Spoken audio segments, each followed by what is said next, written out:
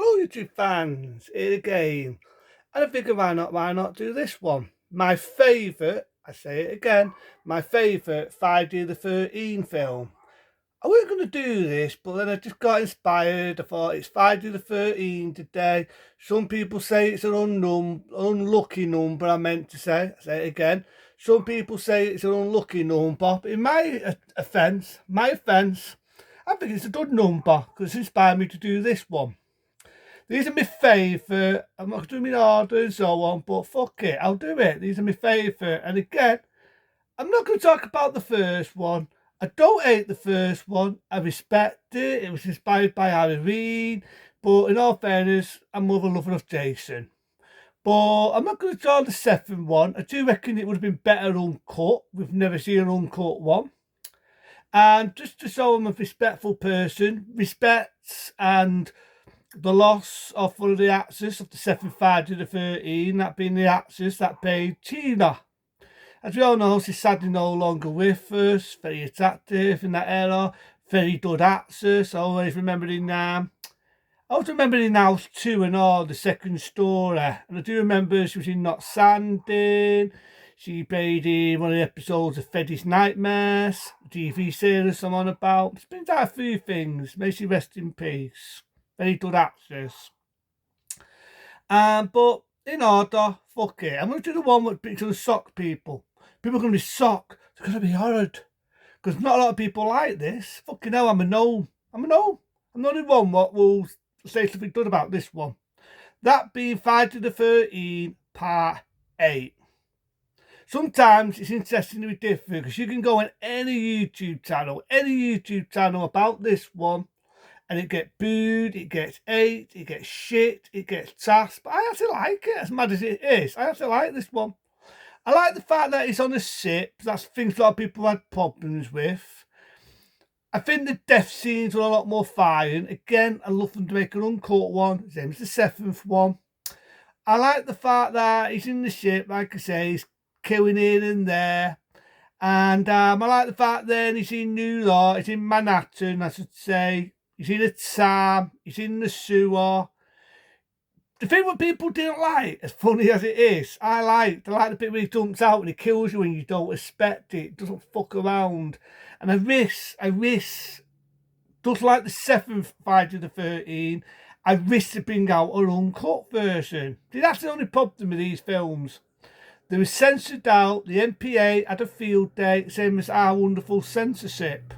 But saying that, compared to what they was first like when they first appeared on VHS, I spit these any day of the week now. I think they're a lot more uncut compared to what they were like on the early days of VHS.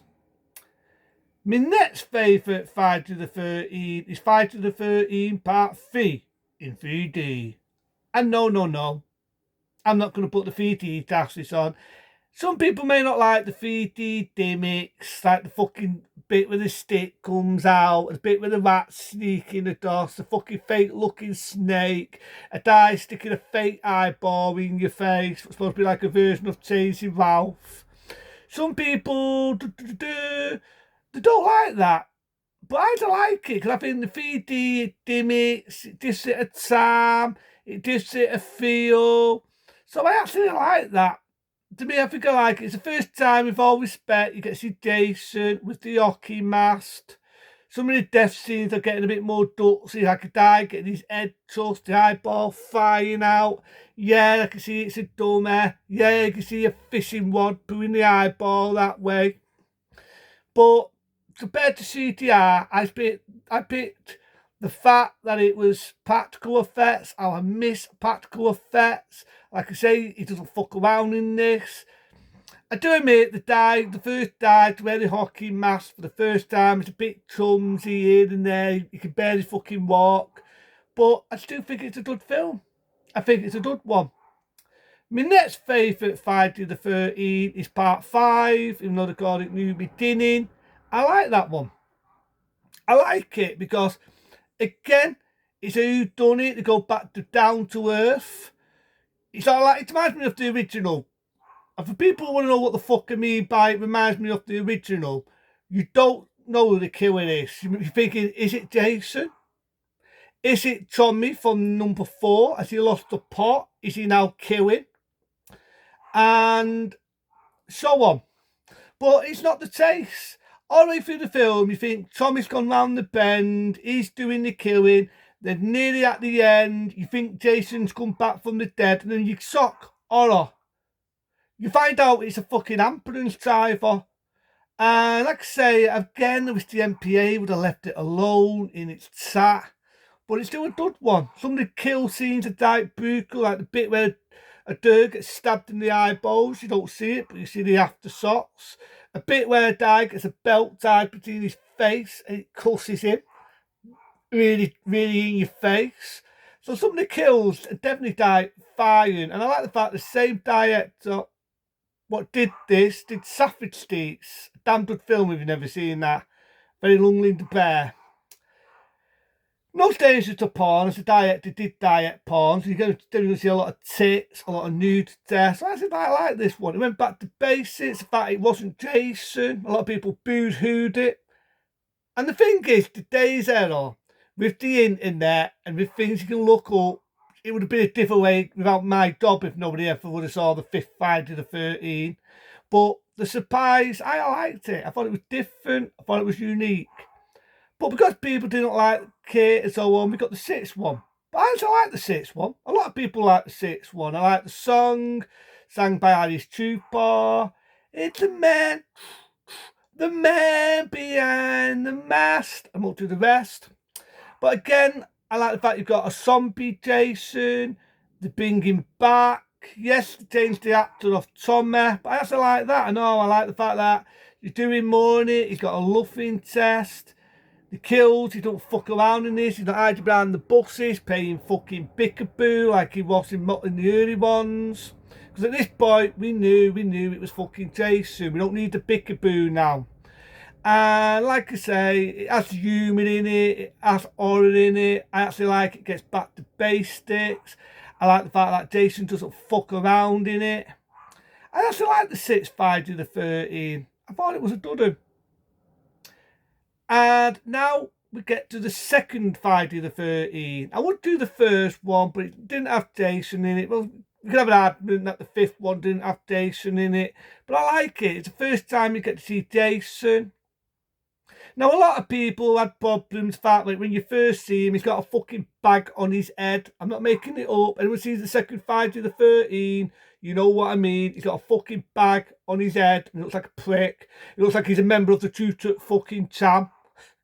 But I actually like it. If anyone remembers a true story, come out in the late 70s, called The Dead Did Sundown, which I remember doing a review on.